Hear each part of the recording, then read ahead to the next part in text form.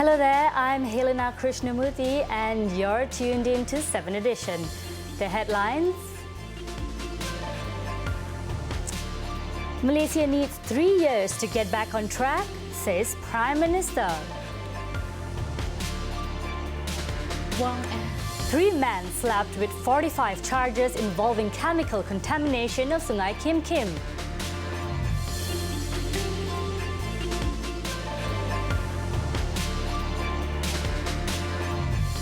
And woman stabs husband's mistress after sexual intercourse.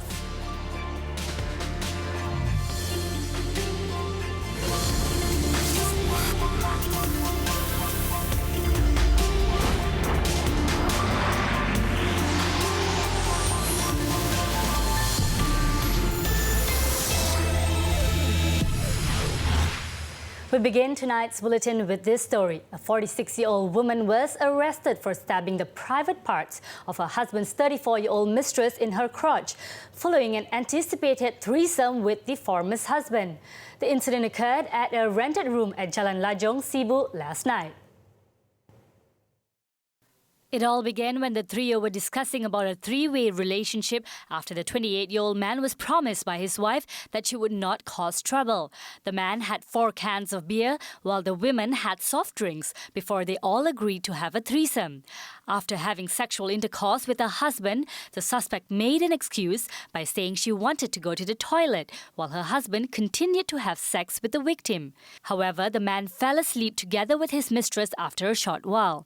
He was then awakened by the victim's scream and was told that the suspect had lacerated her in her privates. The suspect then fled the house before she was captured by her husband and handed over to the police. Sibu Police Chief Assistant Commissioner of Police Stanley Jonathan Ringgit said the suspect had been arrested and remanded for 7 days to assist in the investigation. The case is being investigated under the Penal Code for voluntarily causing grievous hurt by dangerous weapons or means.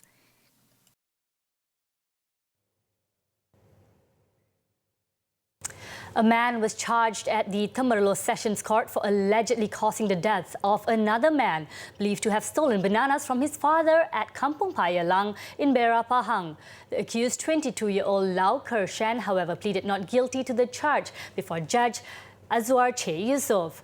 The charge sheet stated that the accused had intentionally caused the death of 25-year-old Azraf Kamarul Zaman. The crime allegedly took place on March 14th by the roadside of an oil palm plantation in Kampung Paya Lang. The case is trialed under the Penal Code, which carries an imprisonment of 30 years upon conviction. The court allowed Lau 12,000 ringgit bail with 1 surety and set case rementioned for April 23rd. In the incident, the victim was believed to have been hit by a 4-wheel drive after he was suspected of trespassing into the suspect's father's banana plantation with 3 friends. The victim, who sustained serious injuries to the head, died at the Triang Health Clinic at about 3 a.m. the same day.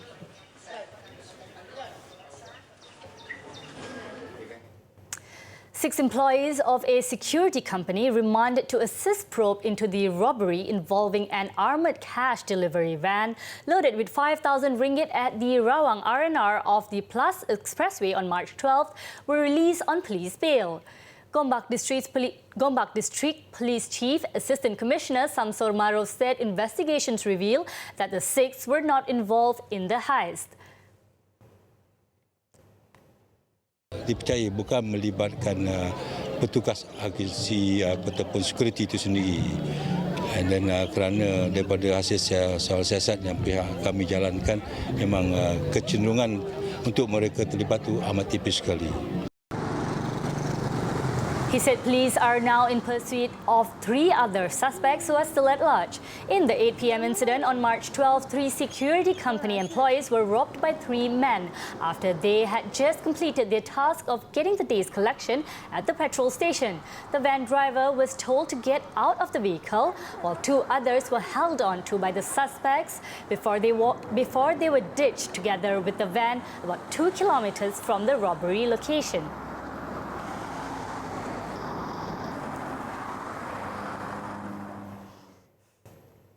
A used tyre processing plant in Pasir Gudang and its 2 directors have been slapped with 45 charges at the Johor Bahru Magistrates Court for chemical contamination of Sungai Kim Kim.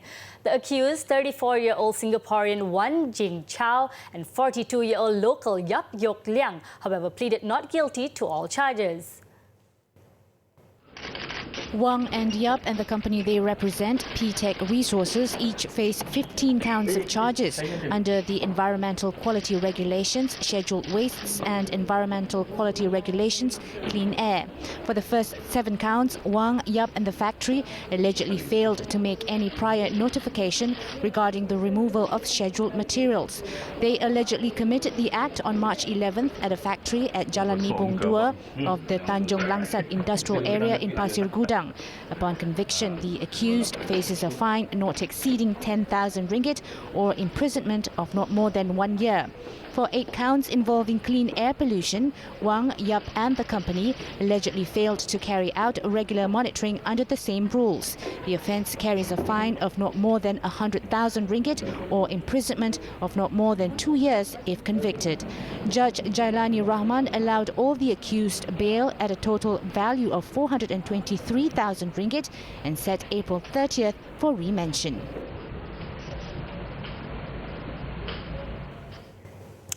And the Deputy Premier informed the Dewan Rakyat today that the government has yet to decide on the amount of compensation to victims of the Sungai Kim Kim chemical waste contamination.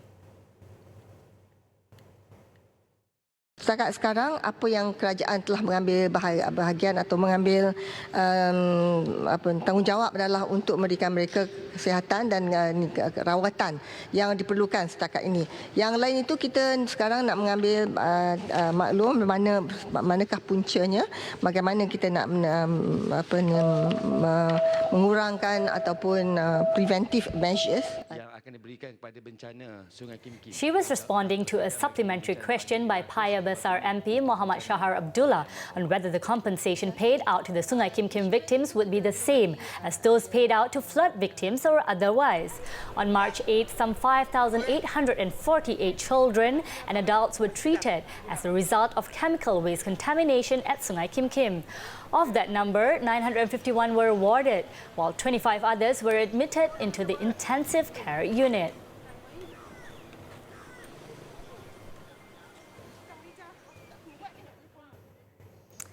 Also, the Prime Minister is confident that Malaysia will recover from the administrative and financial problems left behind by the previous administration in 3 years. This, he said, given the many plans already outlined by the current Pakatan Harapan government, also called on civil servants to be patient and at the same time to work hand in hand with the government to recover the nation. At the Congress of Unions of Employees in the Public and Civil Services, CUEPACS Premier Assembly with Tun Dr. Mahathir Mohamad earlier today, he noted the importance of understanding that revival efforts cannot be executed through political powers alone. The Premier also stressed the pertinence for all to understand the nation's history and know what is being done by the new government so that they too can extend close cooperation to the government in the interests of the country. Saya harap kita boleh bersabar. InsyaAllah, kalau kita bekerjasama dalam keadaan aman dan tenteram, maka kita akan dapat pulihkan keuangan negara kita dan juga pembangunan negara kita.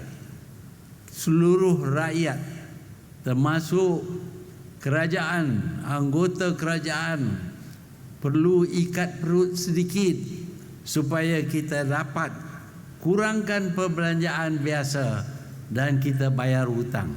He also explained that a portion of the country's income had to be used to service debts, which caused the government to pay lesser attention to national development.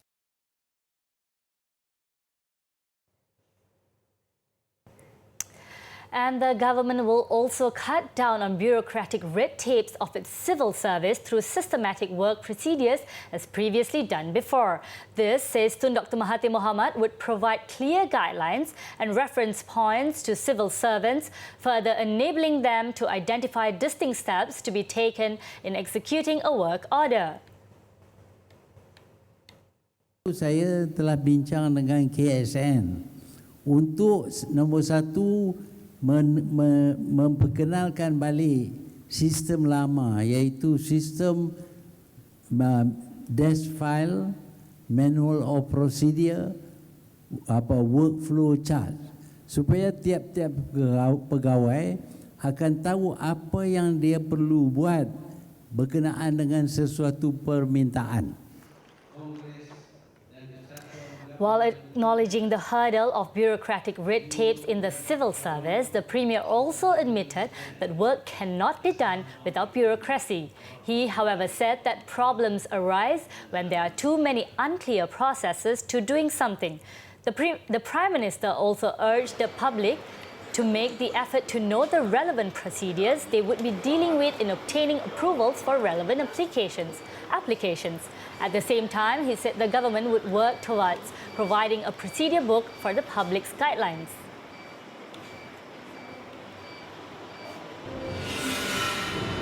Meanwhile, on the European Union, EU's discriminatory stance against Malaysian palm oil, Tun Dr. Mahathir said the government has no plans to buy aircraft from China as of now, as part of a retaliatory move should the EU continue with its ban on palm oil. There was only a suggestion. We haven't made any decision. Also, we may not buy any jets at all. When asked if there are specific products from China that he was looking at, the Premier said there are many. Tun Dr. Mahathir added he had written to the EU to explain his position and Malaysia's reaction should the ban continue. He also explained that Malaysia will further discuss the issue with Indonesia soon. All opposition members of Parliament in the Public Accounts Committee (PAC) have resigned with immediate effect to protest the decision made by the government to retain its current chairman. Opposition Chief Datuk Sri Ismail Sabri Yaakob said a notice of resignation from all Barisan Nasional and PAS MPs will be submitted soon. Datuk Seri Ronald Kiandi telah pun berpindah parti menjadi sebahagian daripada kerajaan, iaitu menjadi ahli kepada PPBM. Dan selepas keputusan Datuk Seri Ronald Kiandi bertukar parti, Yang Amat Berhormat Perdana Menteri telah pun membuat kenyataan bahawa Datuk Seri Ronald Kiandi akan dikekalkan sebagai pengurusi PAC.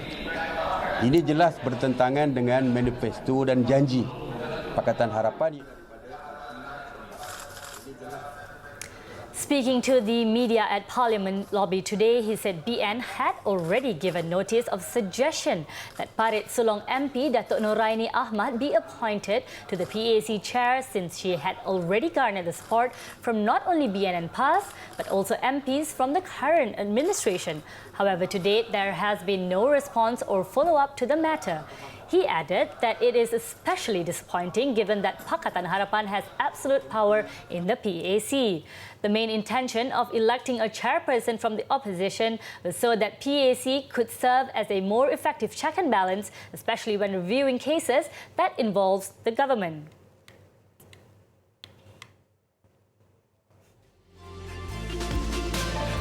When we return, how far can parents trust a teacher? Details next.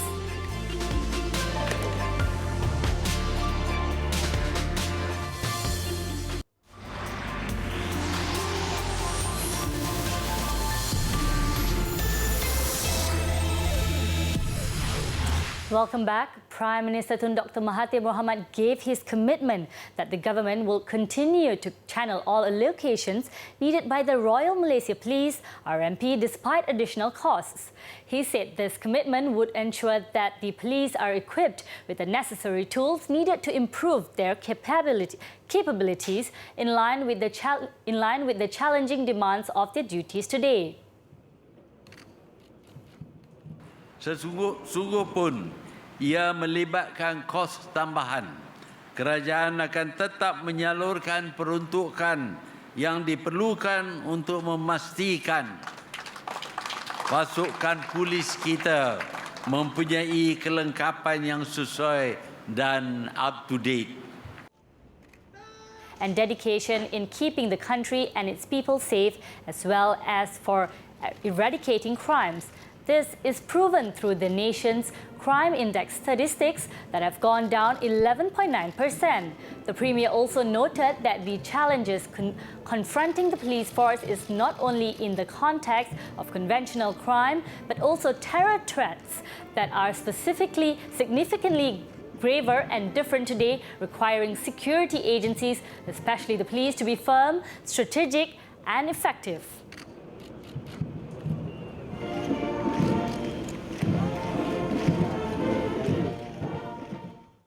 Now let's hop on to our daily segment Clickbait, where we take a look at what's trending and making rounds in the cyber world today. Teachers are meant to educate and help us become good human beings in the society and a responsible citizen for the country. But what happens when a teacher who parents put their utmost trust on to educate the children turns out to be a sexual predator? Here's the story. Recently, a parent confronted a Tafiz teacher alleging that the latter had kissed his son, who is a student at a Tafiz center the teacher serves, on the lips, demanded massages and would beat them up if they refused to follow his orders. The parent also showed pictures stored on his cell phone as proof of the teacher's misconduct. Footage of the incident went viral on WhatsApp and was then uploaded on Twitter, which raked in over 100,000 views since Saturday. The victim's mother had then lodged a police report outlining the abuse faced by her child, including being caned with extreme force in the head, kicked in the back, hurled obscenities, forced to give massages and face retaliation if not done right. In a sea of rage fired by netizens of Twitter Jaya, one Twitter user pointed out that sultans of all states should follow the lead of Sultan of Selangor by shutting down all illegal Tafiz schools. He added that such institutions must run under proper supervision, as the well-being of the child must always be put first. Now updated as of 7 p.m, here are the top trending topics and searches on the internet today.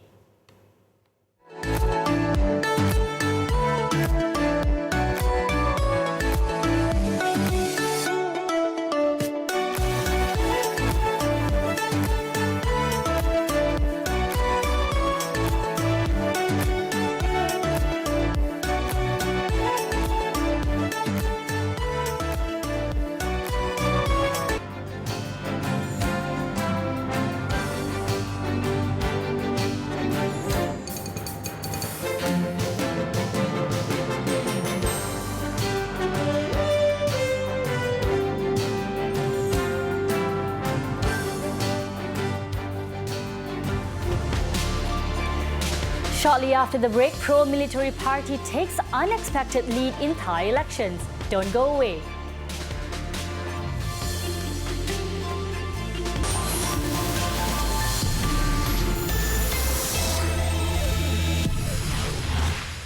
Welcome back again. New Zealand Prime Minister Jacinda Ardern announced a royal commission inquiry on Monday into the events that led up to the attack on two mosques in Christchurch that killed 50 people, including into the country's intelligence services. The cabinet had agreed to establish an inquiry into the Christchurch mosque's terror attack on 18th March. It is important that no stone is left unturned to get to the bottom of how this act of terrorism occurred and what, if any, opportunities we had to stop it included. In particular, as I've said many times before, I want recommendations on how any such attack in the future can be stopped. I do want to say that royal commissions are usually reserved for matters of the gravest public importance, and it is clearly the appropriate form of inquiry for this instance. The inquiry will look at what could have or should have been done to prevent the attack. New Zealand has banned assault rifles and semi-automatic weapons and allocated additional work to be done to tighten and improve security. Ardern also said that any threats made to the Muslim community after the mosque attack was utterly despicable.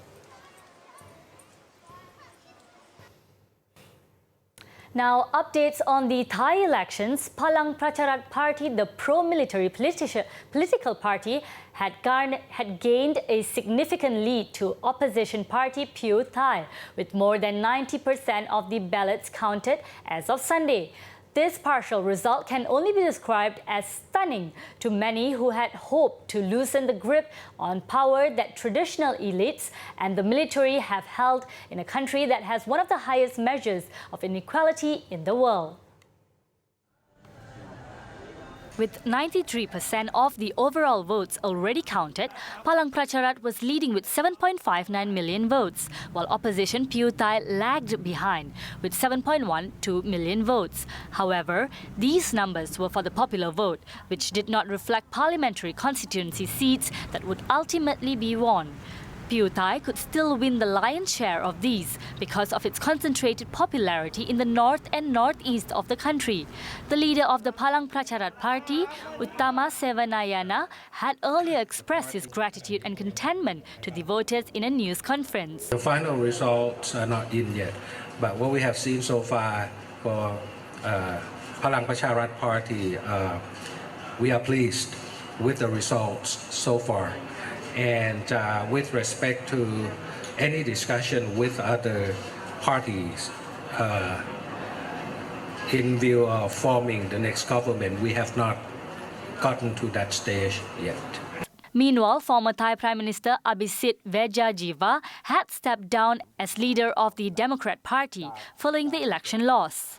จากเหตุการณ์ที่เกิดขึ้นทั้งหมดนะครับผมต้องแสดงความรับผิดชอบในฐานะหัวหน้าองค์กรเพราะฉะนั้นผมขอลาออกจากตำแหน่งหัวหน้าพรรคประชาธิปัตย์ตั้งแต่บัดนี้นะครับ